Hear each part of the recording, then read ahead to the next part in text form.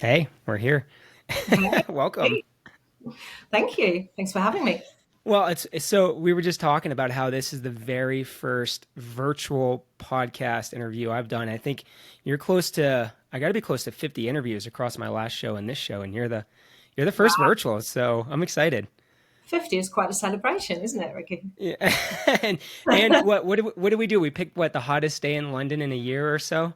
You certainly have picked the hottest day. Yes, it's well over 100. And yeah, trust me, Oh, London is not equipped for that, although it's a beautiful, beautiful day, but very sweltering.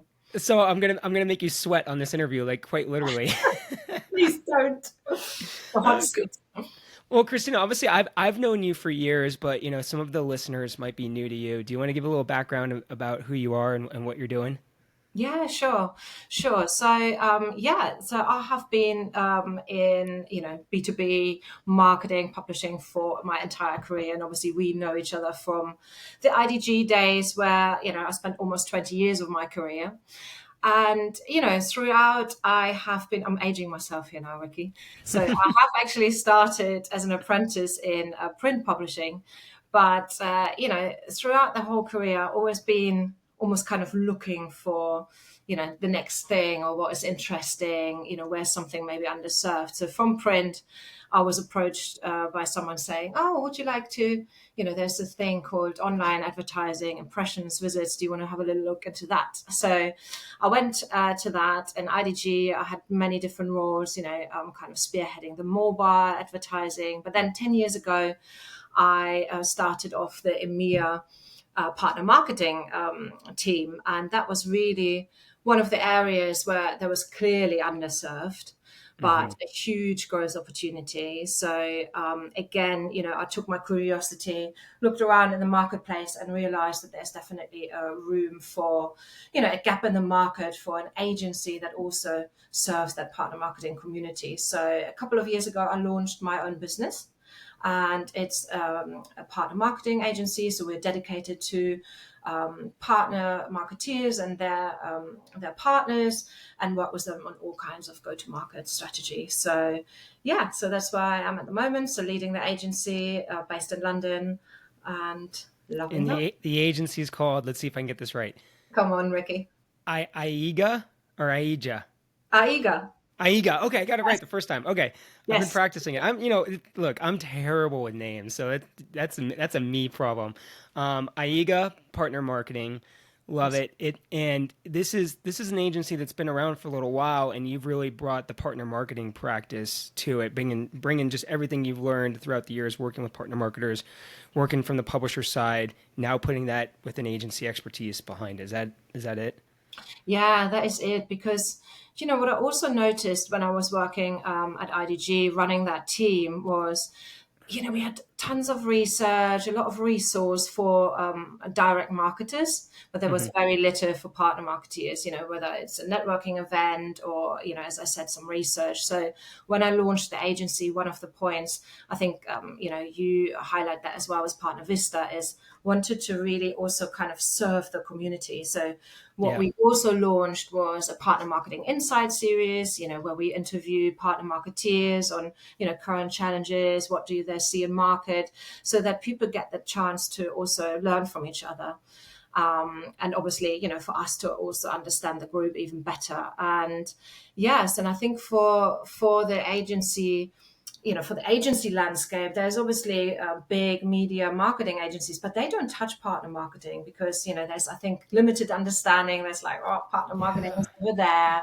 So you obviously have a few agencies, but, they focus mostly on the channels and the resellers, but not necessarily on strategic alliances. So there was a big need. And as you and I know, partner marketeers, they are the ones who, to have lack of resources, who really need almost like an extension to that team. So it's kind of a Yeah, no, it's funny you say that because you and I have both worked with hundreds of partner marketers across thousands of programs, and I can't even count the amount of times on the strategic partner marketing side I've heard from people that just like agencies don't get it. There's too much nuance. Um, you know, I don't think it's overly complicated, but I think agencies in their mind think it's overly complicated, and I don't know if they don't want to understand it or they don't get it, but it's a big disconnect between, I think, the majority of the agencies out there and the help that the partner marketers need. So it's a great opportunity for you to kind of fill that gap, because I also agree. I think a lot of the agencies that do exist out there are more focused on the channel side of things.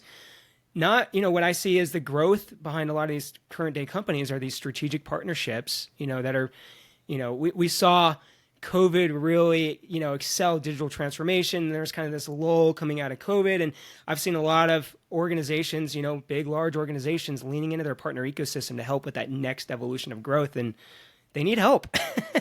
They do need help. And I really can see that growth as well. And I mean, you and I have been in partner marketing for a long time. And really over the years, especially since COVID, there's been a real acceleration in that.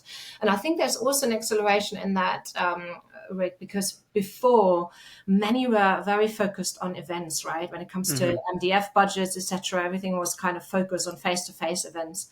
And then all of a sudden, everything had to shift to digital. So there's a real drive in the market as well for that, and how to educate partners, right? Because not everyone has got that marketing knowledge. So that's part of our role as well as an agency when we work with, large tech vendors and their smaller partners, that we help them to understand, how the marketing works and what to expect from campaigns.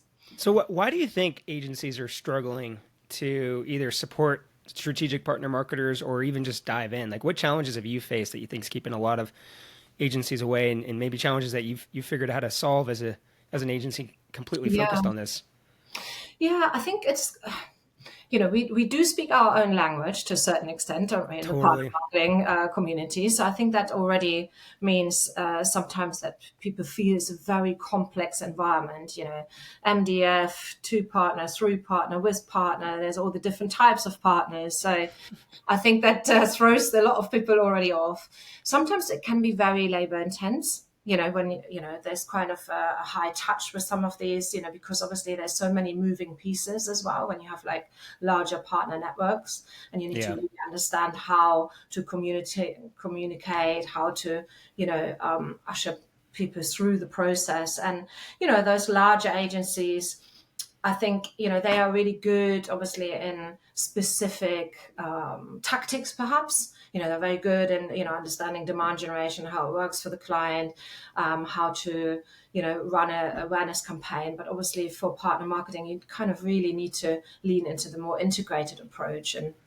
And also, we like as an agency as well to start with the strategic part at the beginning, how to fit it all together, starting with a joint value proposition, all this work at the front end before even rolling out any campaigns. Yeah, my guess too is, and I think you hinted on this from the resource side of things, is the scale, right? And so, one of the reasons why we launched Partner Vista was, what we were seeing in the market was a lot of single advertiser solutions trying to adapt to support, multi-partner type programs or strategic partnerships. Certainly we're seeing a lot more of the, what we call the power of three, so three partners coming together.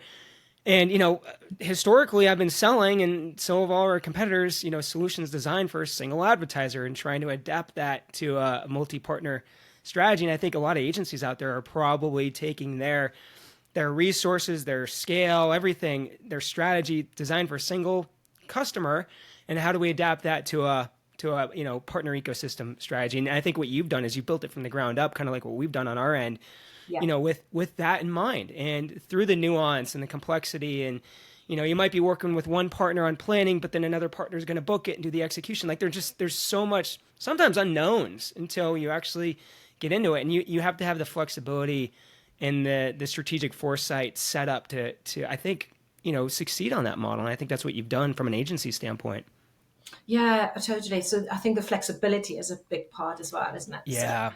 So, for partner marketing, if you have to be flexible for everything, right? Right from the beginning to the planning, even the financial setup. So yeah. Totally. I want to ask you a little bit about the Insight series, because I think it's unique. It's something we believe a lot in your partner visits. That's why we do never go to market alone, right? Yes. Talking to people that are doing it, hearing about the challenges, what's working, not working. You're doing that in your Insight series. Love to hear a little bit about that, and specifically, like, what challenges are you seeing out there today that partner marketers are struggling with? Yeah. So the Partner Marketing Insight series, so it's on our website. So I don't know whether you can link it on the Yeah, podcast as well. certainly. So there's, multiple editions. We also had a live event at the Partnership Leaders London event where we held a Partner Marketing Insights workshop. So it's basically really driving more awareness of all those different topics that we take for granted, but really want to understand a little bit more nuances. So, but it's not just for someone coming new into partner marketing. It's also really for the ones doing it, right? To understand, what are my peers doing and how do they solve those challenges? And so from an agency standpoint, but also from, hearing obviously all the insights or the predictions as well, there are three main areas in terms of, where I see challenges. So one is content, one is integrated campaigns, and kind of the sales and marketing integration. Obviously everything is underpinned, Rick, as you know, by pipeline challenge, right? So I Right. need to drive pipeline and attribution challenge in terms of what has partner marketing driven, but those three kind of feed into it, right? And there's loads of more nuances, loads of more insight. I can see the power of three that you mentioned. I can definitely see as well, like, people tend to focus more on fewer, higher quality partnerships this year, as opposed to, scattergun approach and see, as many partners as possible. They're really trying to get into strategic kind of partnerships, right? So, but yeah, so if you don't know, do you want to kind of delve No, into? I was just thinking it was interesting that, they're three very distinct, but they're all kind of interconnected too, right? I mean, one's definitely going to impact the other in that. Let's walk through it real quickly. So from a content standpoint, it's funny. The last, I've been selling content for 20 years. It's always, and I always think about content through the lens of demand, right? And that's probably not the way to look at it. But, the reality is a lot of my customers the last 20 years want leads, they want pipeline. And Yeah. the question I always got is like, what's working well today to get good quality leads? And I wish I always had a better answer than white papers, but but that was always from the mindset of quantity. How do I get the most amount of leads, with a single asset? And I think that's changed over the last couple of years, and that it's not a quantity game anymore. And I see a lot of marketers backing away from it. But what are you seeing from a content standpoint? Like, what are the key challenges, and what are you seeing work well with some of your customers? Yeah. Do you know what? Content is really changing, I think, and it's because of the whole buyer journey is changing. So what people are now doing is by the time they pick up the phone to a vendor, they have already done self-serve themselves through 70% of the buyer journey, right? So if your content is not spot on in that journey, you're going to fall out. So I think it's still really underestimated, the power of content, because obviously in our game, content is used to drive demand, right? So it is the backbone of all the demand generation campaigns. But yet, Ricky, I do get so many times approached by clients. Yep, here's my one asset, mostly white paper. It's not even, it's fine if it is a thought leadership, high quality, authoritative piece of information, but it's quite often still very much focused on their products, their solutions, and obviously why would I, as a user, as a prospect, leave my registration data for that? So there's still that kind of old school, here's my content, and hopefully that will be interesting to them. You then got that mixed with, I had actually a video yesterday on LinkedIn where I talked about the diminishing attention span of people, because Hmm.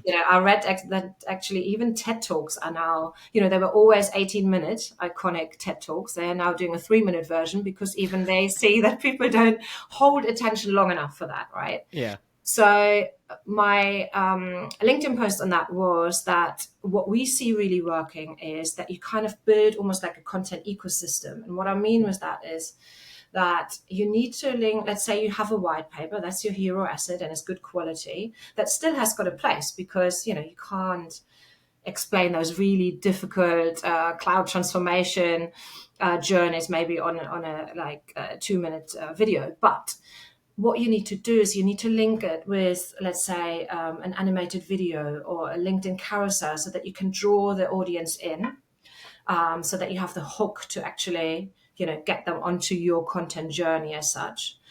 And then we also say a content ecosystem, because you won't just need a white paper, you will need to nurture these people as well. So even if you have generated the leads, what we find quite often is that people then pass the lead on to a partner, but what happens then? So there's actually no setup for that nurture. So if you create a content journey or content ecosystem, then at least you can prohibit that, right? So, and you can, what we also see is that a lot of video is now obviously consumed. You've got the younger generation, they want video, they want short.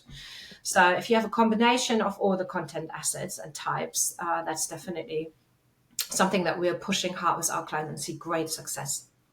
Now, is there a way, the way I'm thinking about this is if I'm working on a partner program, probably have a limited budget, limited resources, can't go out there and create 10 pieces of content across the buyer's journey. And my first thought is, well, create one hero asset and then create deliverables off of it. Is that kind of what you're seeing as the cost effective way? And what does that look like from your perspective? Yeah, absolutely. That's what we do, right? You've got one hero asset, let's say it's an ebook or a white paper, and then you go into, let's have a LinkedIn carousel, let's have a short, literally like 30-second animated video, do a blog post out of that, white paper, because again, people just want to consume it in different formats, perhaps. So it's Yeah. about repurposing, not everything needs to be new from scratch. So it can be also the repurposing for sure. Okay. And now, so that's obviously the place to start, but then, in putting that in an integrated program that's going to drive pipeline is kind of the next challenge. Two challenges, one challenge, and two challenges in one, whichever way you want to look at it. Talk to me a little about what you're seeing there and kind of what's working to address that challenge. Yeah. Challenges. Yes, challenges. So first of all, I think one other point I wanted to make was, it's obviously also, this is great for like big strategic clients, right? They have maybe the budgets for creating truly joint collateral for their partnership. But obviously you also got partnerships where you have multitude of partners, and you don't just want to give them an asset and then you can put your logo on it and we are all done, because partners do not want that, and they don't Right. work either. So we find other ways there. So either you have your main paper that speaks to maybe your vendor kind of setup, but then we kind of do a spotlight for the partners in there. So again, you can have more cost effective solutions, but just to do the creation and put the logo of the partner on, I wouldn't recommend. And that leads, and that also leads to the integrated campaigns. And I'm sure that you see that as well on Partner Vista side, that quite often it is still a quarterly setup, right? People do get their MDF or their funds on a quarterly cycle, and they have to show results on that. And that often ends up in this kind of, I do a quick content syndication here and I do this there. And it's like tactical kind of, tactics that they are just deploying, but there's no one step back. Let's look at the strategy. And we're just working with a client. It's a complete joy, because they actually do it completely as an integrated program, right? So they wanted to break into a new vertical, and they are revamping the whole marketplace with all their partners, but in line with that, wanted to create content that really takes prospects through the journey. So they have some of their standalone assets that speak to their brand, but then also always had in mind, right, how can we create content that also then lets partners join us?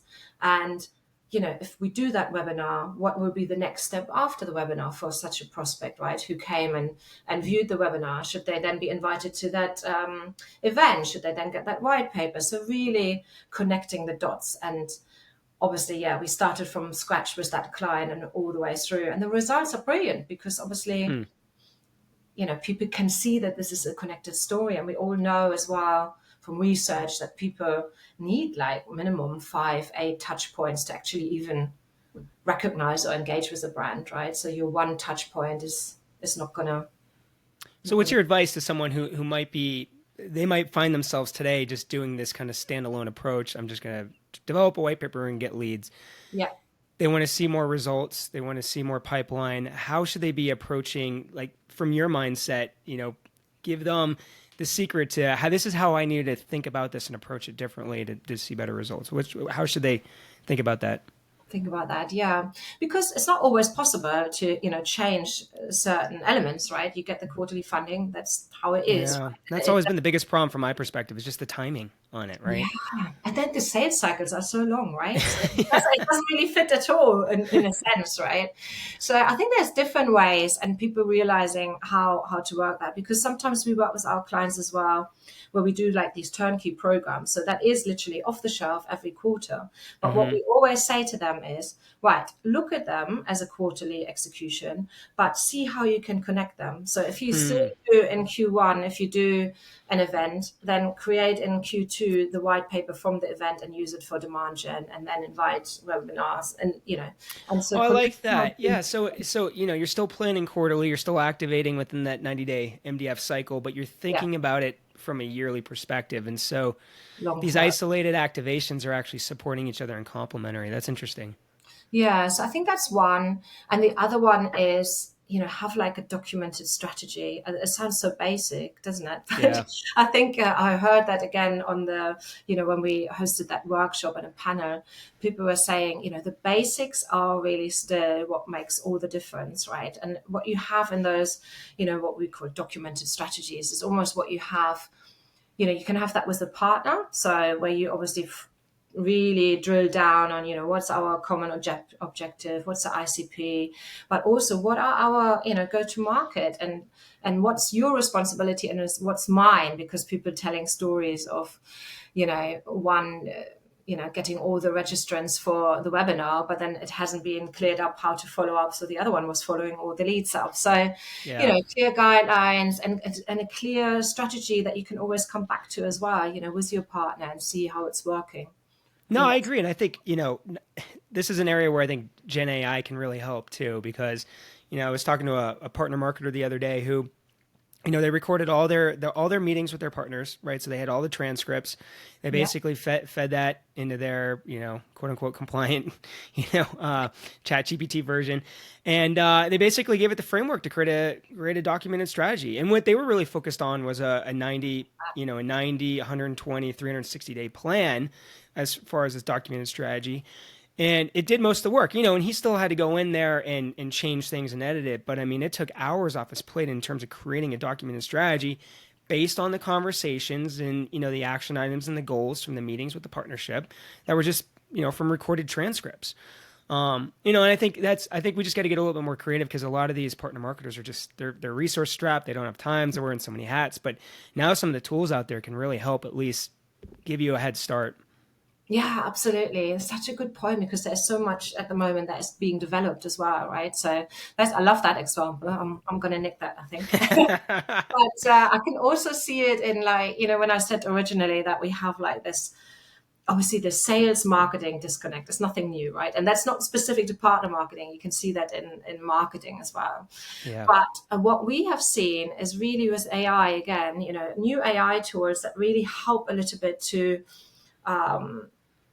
to kind of foster better collaboration between marketing and sales. So, for example, when demand generation campaigns are run now, that the demand generation supplier, they offer now an AI-enabled follow-up tools for sales. So, meaning there's a real personalized follow-up that is recommended and suggested and comes directly with the lead, where you can see, for example, right, they have engaged with this content, this was their journey, and this is how you should be following up, giving them the script, giving them the nurture flow as well. So nothing needs to actually be thought up yourself. You've got the whole journey there. You can see what has been done, because I think in partner marketing quite often what happens, Ricky, is that if they don't have a dedicated SDR on the partner side, if they are, tasked with the follow up, then the direct SDRs do obviously companies first. And then Yeah. when they come to the partner leads, they're like, oh, where is this lead being generated? What has been the journey? So I think there's a lot of, AI innovation that is used around that piece to give more information to sales. And obviously, you guys at Partner Vista are doing that as well as those, you know, Yeah, yeah, I think you're spot on. conversations, right?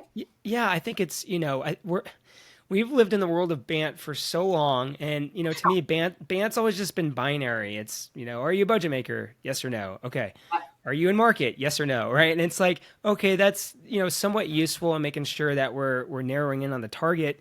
Doesn't really help me as a seller, right? And so now like what you just talked about, now we're getting some real useful information as a seller to understand what's going on, understanding the landscape, how I might be able to position this, and kind of where we've gone in Partner Vistas, I think one step further in that it's not enough to just understand, but like, what do I do with this information? And that's where I really love AI. How I try to use it is understanding is a key component, but it's a recommended next step. Yeah. Right. And that's where we've tried to lean into is, all right, I'm a busy sales rep. I got all these leads coming over. Here's a lead. I can spend hours looking through all this AI analysis, but like, can I get an actual recommendation on what I do with this information? And that's really what we've leaned into. And I think a lot of organizations are adopting that. And to your point, if you're on a partnership and you're throwing leads over to the fence, to a sales team, and you might have little control over what that sales team does, you really got to lean into, are we giving them the tools, the information that they need along with this lead to be successful? Yeah, absolutely. And I think that really bridges some of the challenges and or alleviates some of the challenges that they have. I mean, another point that was made in the workshop was, of course, that's like the golden standard, if you can, that you start with sales, right? So the whole journey, your documented strategy, everything, you had sales in the room in order to say, look, this is what we're planning to do. What do you think about the target accounts, etc. But that's, as I said, that's a golden standard, and not when you have a vast ecosystem that's obviously not achievable for every single partner to Yeah. have, sales buy-in right from the start. So therefore, these new tools and this kind of, this is what you can do and this is how you should be following up helps. And yeah, as you said, everything is interconnected, right? If you haven't got the right content right at the beginning, or the content for giving them for the nurture, this falls apart very quickly. And I think people are not focused necessarily on that. You mentioned workshops. Is this something you're doing for, existing customers? Is this part of a introductory, phase? Like, tell me a little about the workshops and maybe how people are working with you. Whether, do they just sign up? And yeah, I'd love to hear like the commercial side of things. But if people are listening to this and they're like, well, I want to work with Christina, what does that look like? Look like, yeah. It actually can look depending on what your needs are, right? So we work in very different ways with our clients. But just to touch on those workshops, so what we found is actually when talking to clients that there was not always a content strategy in place, and there's not always a wider strategy for the business for where's the go to market. So what we are offering is actually to do a content strategy workshop, and what that entails is it's us obviously from the AEGA side, but it's also our content editorial team who will join those workshops. And then what we really delve into is, what do we see in the market, especially around, competitors, let's say, for this client. What are they saying? What is your audience saying in terms of, audience insights? How should you tailor your content? So it's very specific. Our editors are obviously, working on that part. Then we look into research, buyer journey, a bit of educational background for the client. And then, the outcomes of those workshops are very specific, content strategies, either for a specific program or beyond as well. And they work really well as a starting point for those larger integrated programs, right? So because you would also be surprised that even larger clients, they obviously have all their content for each of their brands in place, but it's not always that they have the joint value proposition. That's obviously the main starting point, and then how to Yeah. trade on from there. No, I love it. I've done a couple of those. I mean, I remember I did a big one at Microsoft years ago. This is pre-pandemic, and really smart people, a lot of resources. But from my perspective, I don't want to toot our own horn, but we saw major progress because I think it was just having that outside perspective, also just a different layer of expertise come in. I think it really accelerated the brainstorming process because we brought a couple of new ideas into the mix, and then that got them spinning in different directions. And I've seen them work tremendously well. And not that people can't be doing workshops internally on their own, but I think sometimes you just need that little bit of fresh perspective to come into the mix and kind of help guide the discussion, maybe bringing in some insights or research. You can see tremendous results with that format. So it's great you're doing those.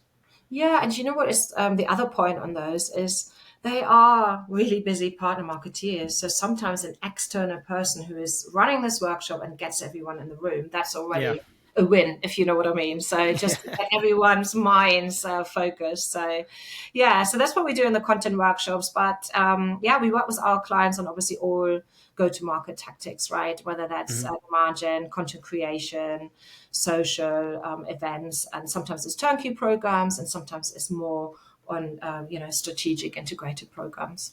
Cool. I want to get into kind of key takeaways, but before that, how much you loving this? I mean, you were in the corporate world like both of us, and now you're kind of running your own business like both of us. I mean, you loving it? I mean, I know it's a lot of hard work. I mean, I'm experiencing it, but tell me, I mean, what's been the greatest thing for you?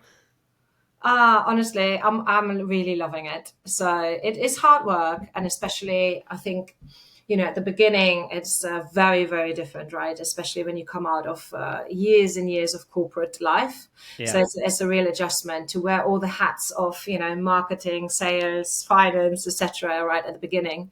But you know what, you can really shape it to what you always wanted to do. Sometimes in corporate life obviously there are restrictions of you come with ideas, but then they can't go to fruition because it just doesn't fit into this overall strategy. So I'm loving it because it means that all the things I was considering and thinking about for especially partner marketeers, etc., that you can just bring them to life. Like the partner Yeah. marketing insight series. Now thinking, could we do live events out of that? Yeah, and just you can always keep your finger on the pulse and create new, fast forward new ideas as well. What Totally, about you, totally. Vicky? Because you're just starting on that journey. Yeah, I think I've always naturally been a builder. I mean, the last 15 years at IDG Foundry, I've always found myself on small teams and growing those into big teams. And so, Yeah. so for me, like culture's been really, really big. And that can be tough in a corporate world, especially when there's acquisitions and things go different directions and you kind of lose control of the culture. So for me, it's a building a culture internally and just having direct influence on what this becomes. And then, obviously there's the product and, building that. But for me, it's the community side of things, which is why I'm like, Yeah. we're very just getting pilots out the door. And that's really important. We need money to come in. I have a mortgage and 3 kids. Like I gotta pay the bills. But, it's really the community side of things. And that's why we're doing the podcast. We have our first meetup coming up in Denver. We're going to be launching a community, and so like that's super cool. I just absolutely love that. I love the fact that we're building something with partner marketers like you've done yourself, and just we have a vision on where this is going. We don't, we're focused on something today, but this is going to change over time as I'm working with partner marketers and figuring out, what are the best, AI tech solutions out there to solve some of these challenges, and how do we incorporate that in a tech stack that, you know, fits the nuance of partner marketing. Because again, we're going back to 90-day MDF cycles. A lot of these partnerships can't do a year-long platform cost. They can't do tech integrations. There are all these things that the corporate field side can do. There's limitations on the partner side. And so we're figuring out how to kind of take that on our business model so that partnerships can come in, take advantage of all these great tools, and then leave because the MDF cycle is over. And just building that with the community. It's been fun. But to your point, it's last night I was wearing my finance and web development hat, and that wasn't as fun. So Well, there are the non-fun parts, but there's also the real fun parts. So yeah, yeah, yeah, but agility, I think, is the word, isn't it? And for it partner is. marketing, you really need to be agile, right? But Yeah, and I think you said it earlier, flexible, right? We yeah, got to be flexible flexible, with with our agile. customers. Yeah, but I think it's a very special community, and I'm not just saying that to, for the sake of it, but I do always, when obviously we work in this space for a long time. But yeah, they're just such open and collaborative folk because obviously that's their job, right? It demands it Yeah, because you need to work with so many different partners. But yeah, I just love working in this space. I think it's I do fun. too. I do too. Well, obviously, you're helping a lot of people. I know we've covered a couple key takeaways, but I want to give you the opportunity if there's any more we didn't cover. I think people are always looking for kind of actionable things to take out of this. Like, I should do What this to do today or today. I should do this tomorrow. Yeah. Do you got any other great ones you want to share before we wrap up? I think we did kind of cover the mains, right? I We think did. if I had a takeaway, I would definitely say, look at your content, do content ecosystems that we talk about, right? Not just, sit on your laurels for the content that you have. Do think about an integrated campaign approach. And again, if you don't have deep pockets, that you can still make it work with a kind of longer strategy behind the scenes, but still do it on a quarterly basis. If you haven't got a documented strategy today, do one, build Yeah. one.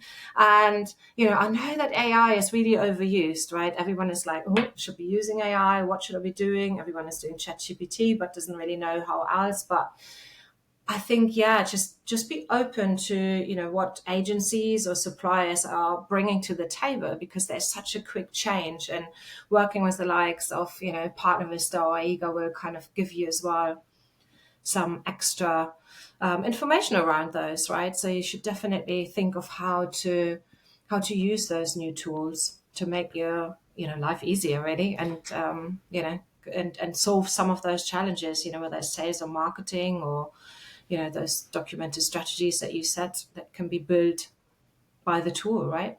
Yeah, no, I think that's great. I mean, I think it's easy to get caught up in the I don't have resources, I don't have time. It's a quarterly challenge, but I think the way you just laid it out is, there's some cost effective actionable approaches you can take starting with a document strategy. Look into your content. You might be planning quarterly. Think about that yearly. Bring in sales early. Like there's a lot of things you can still be doing that don't necessarily cost a lot of money or take a lot more time. And certainly bring in Christina for a workshop, because it sounds like that's a real helper too. So obviously I'm going to link in the show notes, but if people are listening, where should they go for more information? So they can go to aegamarketing.com, or obviously find me on LinkedIn. So you will be able to find my profile there and connect on there. And that's AE, or why don't you spell that real quick just for people? AEGA.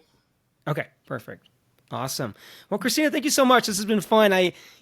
When we're off to the races, I'm going to fly over to London and we'll do another one of these in person. And hopefully, it won't be so hot out there because I need AC. I'm in Colorado and it's also 100 degrees here today, but I have AC, so I'm not complaining. Oh, I'm jealous. But there you go. Yes, then we can do it over a nice drink, over a nice cool. Awesome. Love it. Well, thanks so much, Christina. I appreciate it. Thanks for having me. Bye. Bye.